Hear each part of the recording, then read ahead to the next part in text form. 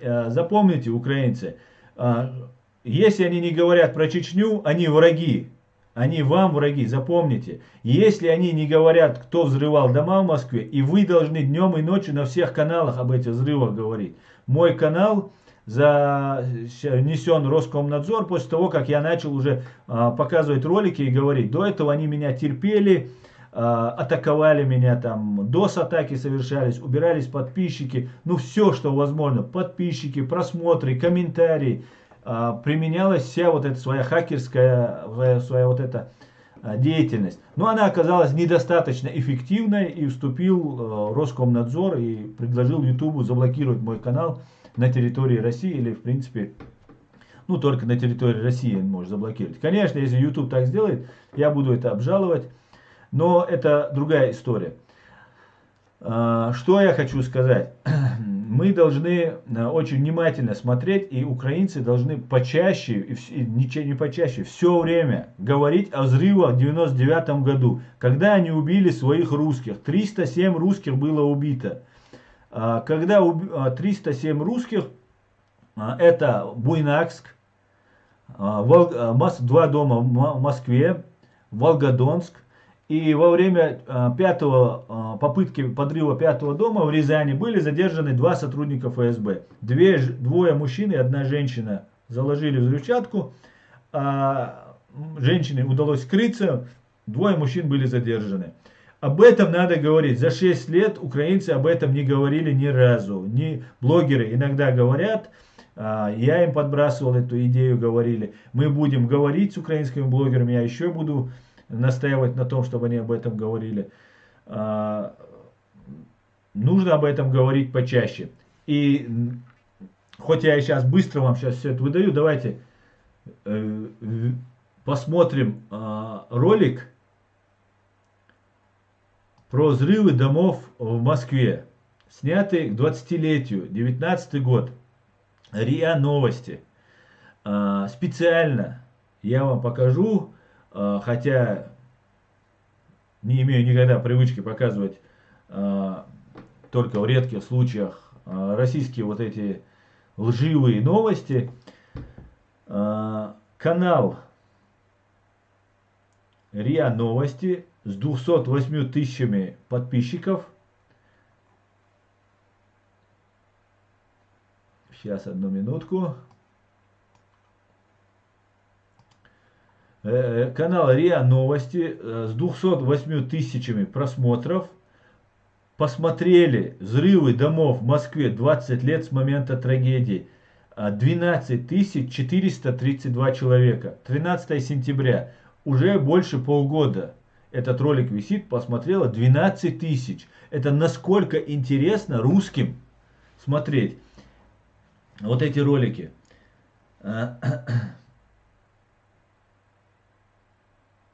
Помним Рязанский Сахарок. Ну, комментарии неплохие. Давайте посмотрим. Просто я показывал у себя в ролике, в своих стримах неоднократно и на чеченском языке, и на русском языке про эти взрывы, про расследование Литвиненко, про то, что Жириновский сказал, Селезнев за 3 дня до взрыва в Волгодонске сказал, что будет взрыв в Волгодонске, хотя в этот день произойдет взрыв в Москве, и только через 3 дня произойдет взрыв в Волгодонске. Были задержаны 2 сотрудника ФСБ, про Алексея Картофельникова, жителя дома, который увидел людей, заносящих в мешки в дом по улице Новоселова, 14/16.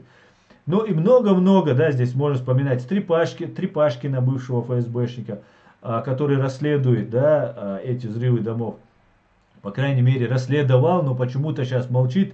И интересно, почему с чем это связано, да? Трипашкина дальше духа не хватает развивать эту тему. Хотелось бы, чтобы хоть один русский офицер, который на самом деле офицер, я бы на самом деле пожал бы ему руку и проявил бы к нему уважение. Если бы этот человек на самом деле, не побоясь пожертвовать своей жизнью, готов был бы расследовать это. А так не расследовать, а просто говорить этого недостаточно, имея много-много доказательств. Был Александр Литвиненко, которого я глубоко уважал, и пусть Аллах примет его шахаду. Перед смертью он принял ислам, и я надеюсь, что он стал мучеником на этой войне, на русско-чеченской войне. Русско-чеченская, КГБшно-чеченская можно назвать эту войну. Но хотя нет, это все-таки русская война. Давайте посмотрим, что говорят, какая версия у официальных представителей России. Так, увеличивать мы не будем, чтобы не получилось каких-то страны. Так, нет. Сначала. Это, вот вы сейчас видите, остатки дома. Вот этот промежуток между ними, он был взорван. И остатки потом уничтожаются, и на этом месте поставил какой-нибудь памятник. Если со звуком будут проблемы, скажите, если плохо будет слышно.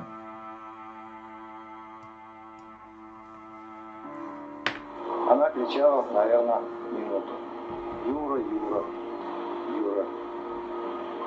Через минуту она затихла. Взрыв в жилом доме прогремел в Москве. На улице Гурьянова в ночь на 9 сентября 1999 года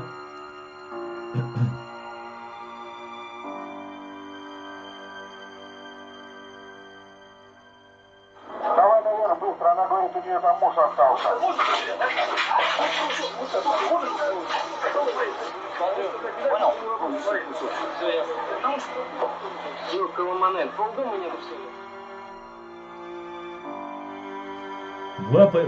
Два подъезда девятиэтажки были уничтожены сразу. Здание рассекло на две части. Никто не ожидал, что теракт произойдет в столице. Конечно, никто. В ближайшие часы будут приняты меры по усилению безопасности во всех крупных поощрений.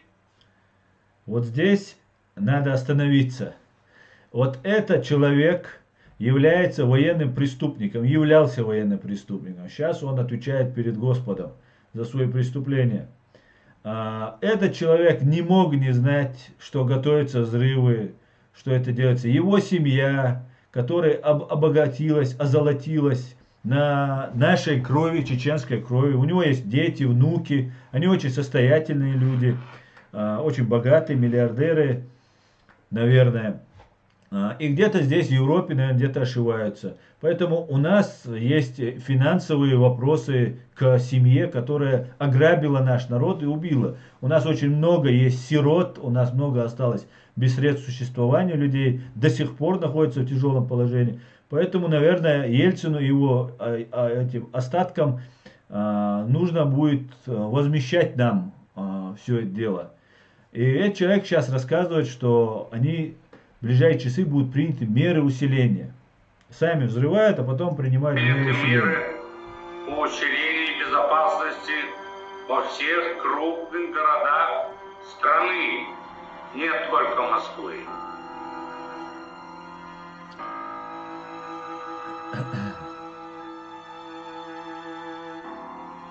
Мы будем преследовать террористов везде, в аэропорту. Вот этот преступник, взорвав свои дома, я, Арцуев Аслан, официально обвиняю Владимира Путина, Бориса Ельцина, Патрушева, Николая Патрушева, Шойгу, Сергея Шойгу, который скрывал эти преступления, Здановича и всех остальных обвиняют в взрыве своих граждан в 1999 году для того, чтобы захватить власть. КГБшная хунта в 1999 году, взорвав своих граждан, захватила власть. Я это официально объявляю. Если не согласны, подайте на меня в суд. Я готов в суде, в любом европейском суде, не в вашем суде. Я готов доказывать, что вы являетесь преступниками, что вы убиваете людей только за то, что распространяют эту информацию. Вы блокируете информацию, если об этом говорят на территории своей России через вашу бандитскую, террористическую, фашистскую организацию Роскомнадзора. Вот теперь он собирается мочить нас. Мы объявляемся террористами, и нас начинают убивать. В аэропорту, значит, вы же меня извините, в туалете поймаем, и в сортире их замочим, в конце концов. Надо напомнить, что этот канал РИА Новости — это главный, один из главных государственных каналов, информационных каналов Российской Федерации.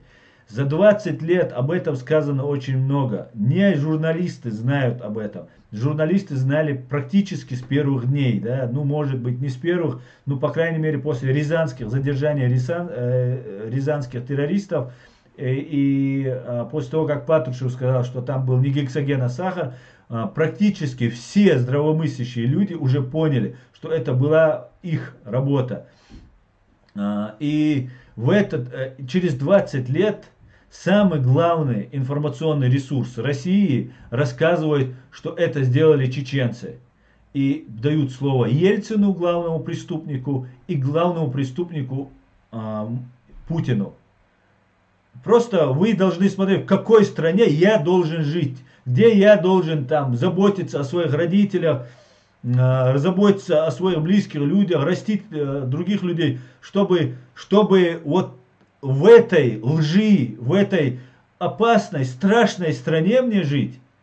Даже если бы они осыпали нас золотом, даже если они не нарушали бы лично мои права. Я не хочу жить в этой стране. Эта страна не имеет права на существование. Не имеет права существования ни один человек, который не занимает никакие высокие должностные посты, совершающий такие преступления над своим же народом.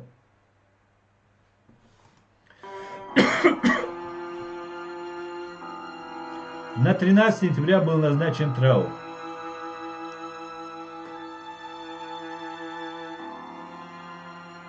Именно в этот день, в 5 утра, прогремел взрыв. Представьте, проходит один взрыв. Через 3 дня, на 13 назначается, через 2 дня назначается траур. И именно в этот день, в 5 утра, вот сегодня должен быть траур, взрывается еще один дом. Вы представляете, какую жуть они нагоняли на россиян и в первую очередь на москвичей. Потому что все зависит от Москвы. Как москвичи себя ведут, так ведет вся Россия себя. Выходит миллион москвичей на митинги, Россия становится другой. Не выходят они, сидят они по углам, спрятавшись, пья водку там на кухне и ругая Путина. Ничего не происходит. Вот как они добивались того, чтобы русские стали зверьми. И этот их звериный инстинкт проснулся, и они пошли топить в крови чеченский народ. Второй взрыв на Каширском шоссе.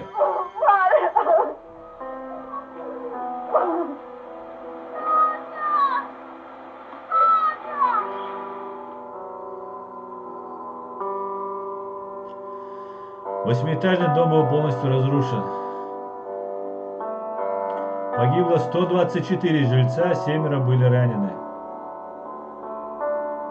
Погибли почти все. В определенный момент времени раздался сильнейший взрыв и посыпалась штукатурка. Мы сразу проснулись и начали орать, что это. И тут нас стукнуло, очень сильно стукнуло, чем-то придавило. Я понял, что это взрыв. Я понял, что я ничего сделать я не смогу. Единственное, что я сказал, что там рядом лежит моя жена, отыщите ее. Она меня звала недавно. Она кричала, наверное, минуту. Юра, Юра, Юра. Через минуту она затихла. В этих 2 терактах взрывы повредили и соседние дома. На улице Гурьяна позже пришлось снести 2 дома. В доме жила до 59-го года. Здесь наши заводские люди погиб. Карелин Вера, Кожухова Маша с семьей, муж, сын. Через 20 лет они показывают реально тяжелые кадры, показывают людей, которые виновны в этих кадрах, и обвиняют снова нас. Хотя там не было ни одного чеченца, сейчас они нам будут показывать Гачияева, там других людей, которых они обвинили в терроризме. Я не знаю, причастны эти люди к этому теракту или нет. Я знаю, что для ФСБ совершают преступления и Гачияевы, и чеченцы, и русские, и армяне, и азербайджанцы. Кто бы там ни был, все есть. Да, за деньги у каждой национальности есть преступники. тут, ну, как бы Гачияев вроде с набережных Челнов, вроде татарин, как бы, не знаю. Ну вот, обвиняют, террористы планировали. И все. Все. Нету у русских никакого слова. Вот эти кадры, вот человек лежит, у него жена там погибла. И этот человек до сих пор, наверное, жив. Я не слышал этого человека. Я бы ни одного дня не молчал бы после того, как узнал бы правду. Я бы днем и ночью об этом говорил бы, пока я бы не добился справедливости или я не был бы ими же ликвидирован. А он, наверное, сидит на лавочке, ногу на ногу, выпивает 100 грамм, помянуть надо 13 сентября, покурить, помянул и пошел спать. Не хотим мы с вами жить, русские, не хотим. Эти фотороботы левые, фотороботы заменены. Вначале были совсем другие фотороботы. Об этом говорит Дэвид Саттер, американский журналист, расследователь, который приводит людей с доказательствами. Огромное количество у него есть информации по этому поводу. Обязательно с Дэвидом Саттером я поговорю и сделаю интервью. Как только у меня получится с ним сесть и сделать интервью. Поэтому этих фотороботов смотреть мы не будем. Посмотрим, что они дальше говорят. Улица Гурьянова, Каширское шоссе, Борисовские пруды, Краснодарская улица.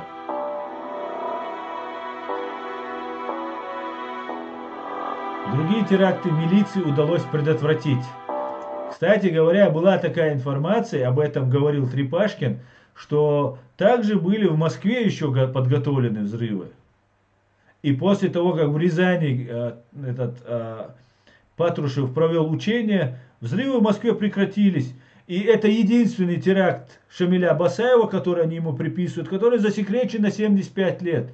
Странно. Какие совпадения? В нужное время происходят теракты, потом, когда милиция ловит с поличными ФСБшников, теракты прекращаются, потом это дело засекречивается на 75 лет, и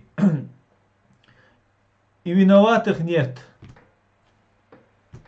И все идут на второй день после Рязанских учений, на второй день начинаются массированные бомбардировки Чеченской Республики Ичкерия. Интересно, да? Очень большие совпадения. И если какой-то русский мне скажет, о нет, это вы сделали там, я просто не за себя, за чеченцев вы говорите, что мы там сами себя бомбили, там делали, ваших убили. Вы не можете это отрицать, русские. Вы не можете сказать, что этого не было, что это сделали мы. Потому что здесь стопроцентные факты. Да, если это в нас бомбили, да, там захватнические войны, вы же все фашисты, 95% русских имперцы, а значит фашисты. И вы посчитаете, ну вот, ничего страшного, забомбили, ну мы же завоевываем, мы же великая страна. Но это, по вашей логике, это нормально. Но вас убивают. Ваш спаситель великий убивает вас. Но пока вам не поднимут пенсионный возраст, пока у вас в холодильнике еда не закончится, вы не выходите. Так кто вы? Ваша власть убийца вас. И нас тоже она убивала, геноцид устраивала каждые 50 лет. И вы сами не имеете ни малейшего желания сопротивляться. Это вторая причина, по которой мы не хотим жить с вами. Мы не хотим жить с людьми, у которых нет чувства собственного достоинства, самоуважения. Ни к себе, ни к своим согражданам. У вас его нет. Мы по-другому, мы из другого теста, как у вас это говорится. На 16 сентября взрыв раздался в Волгодонске. Ну, 16-го.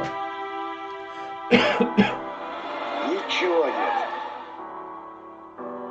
Вот песок и все.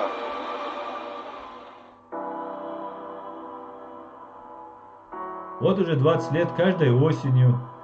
Пришли, цветочки положили. И все знают. Все эти жители этого дома об этом знают. Одна жительница дома живет в Америке. Она делала интервью, говорила. Женщина. Кстати говоря, женщины, русские женщины, русские мужчины недостойны русских женщин, которые у них есть. Это, если бы не русские женщины, русской нации уже не существовало бы.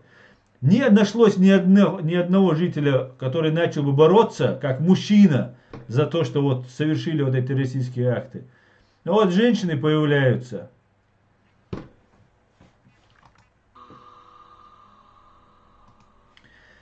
Так, на этом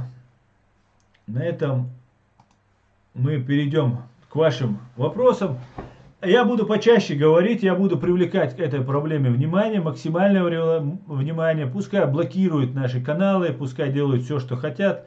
Мы будем об этом напоминать русским, чтобы им было стыдно, военным генералам, чтобы они понимали, что нет ни у какой, не могут они говорить там честь имею, там честь отдаю, там честь забираю, честь теряю, потому что ее нету.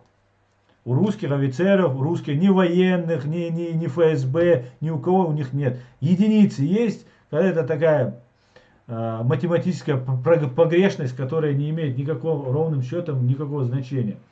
Так, перейдем к вашим вопросам. Поговорим. Почитаем ваши комментарии и посмотрим. Почитаем ваши комментарии. Так, здесь мы выключим звук.